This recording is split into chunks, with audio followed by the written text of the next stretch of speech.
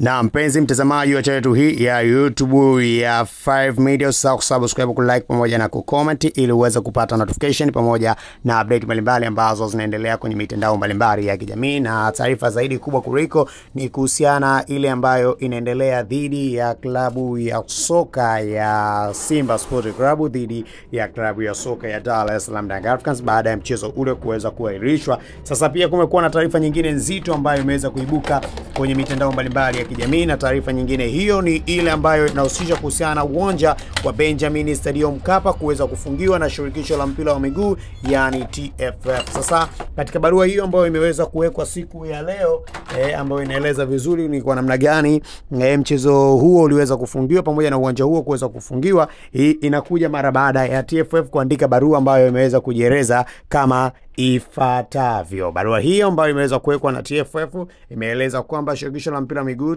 Afrika yani CAF imefungia kwa muda uwanja wa Benjamin Stadium Benjamin Mkapa Dar es Salaam kutokana na eneo la kuchezea yani pitch kuendelea kupungua ubora wake. CAF imeelekeza eneo hilo kuboreshwa haraka kufikia viwango vinavyotakiwa kuepuka uwanja huo kufungiwa kwa muda mrefu. Mechi ya robo finali ya kombe la shirikisho CAF kati ya Simba Sport na Al Masry ya Misri imepangwa kuchezwa kwenye uwanja huo Aprili 9 mwaka 2025.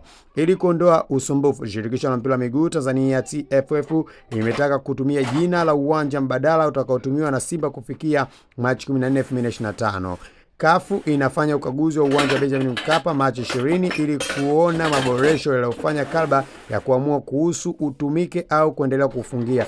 Mbali na mechi hizo, CAF uwanja wa Benjamin Mkapa umepangwa kutumika kwa ajili ya finali za chani zinazofanyika Agosti hivi karibuni. Nini maoni yako kutokana na haya ambayo yanaendelea kupitia mitandao mbalimbali ya kijamii, huku ukiwa kuna taarifa kuhusiana na klabu ya soka ya Dar es Salaam Young Africans ambayo na wao wameendelea kuagomea shirikisho la mpira wa miguu Tanzania TFF kutokana na kushindwa moja kwa moja kufanya usimamizi mzuri. Kamati ya usimamizi wa uendeshaji wa bodi ya ligi kuu Tanzania TPLB imetangaza rasmi kuahirisha mchezo wa ligi kuu namba 184 kati ya Simba na Dar es Salaam Young Africans upangwa kufanyika saa 1:15 usiku. Bodi imefanya maamuzi hayo baada ya kupokea taarifa ya awali kutoka kwa ofisi ya usalama wa mchezo ambayo imeainisha matukio kadhaa yaliyopokea kwa Simba kuishtaki kwa TFF na bodi ya ligi kutokana na kushindwa kufanya mazoezi katika dimba la Benjamin Stadium Mkapa. Bodi ya ligi imesema mchezo huu utapingiwa tarehe nyingine baada ya kufanyika kwa uchunguzi wa kina kuhusiana na sababu zinazosababisha mchezo huo kutokuchezwa. Inaripotiwa pia kamati ya maadili ya shirikisho la Tanzania yani TFF imechukua hatua kali kwa kuadhibu maofisa wawili wa klabu hizi za ligi kuu ambaye ni Ali Kamwe na Hamisi Mzaa wa Kagera Sugar. Wamefungiwa kwa kipindi cha miaka 2 kila mmoja kutokana na makosa mbalimbali walioweza kuyatenda katika harakati zao za kuendelea kuzizungumzia katika mitandao mbalimbali ya kijamii. Pia klabu ya Simba Sport Club imefungiwa na shirikisho la mpira Tanzania TFF baada ya kugomea kucheza na Yanga kudai wamenyimwa kufanya mazoezi. Matukio mengi ambayo yanazidi kuendelea kwenye mitandao mbalimbali ya kijamii yanazidi kuchochea yale yote ya kimichezo kutokana na sitofahamu ambayo inaendelea kwenye ligi kuu NBC Premier League, na huko tukishuhudia kule Cairo nchini Misri dabi kati ya Al Misri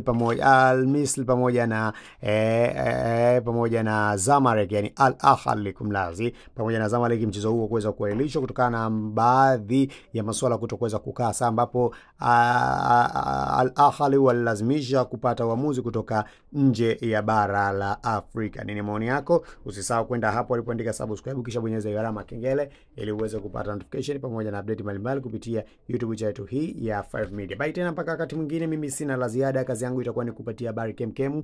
Bye tena mpaka wakati mwingine, bye.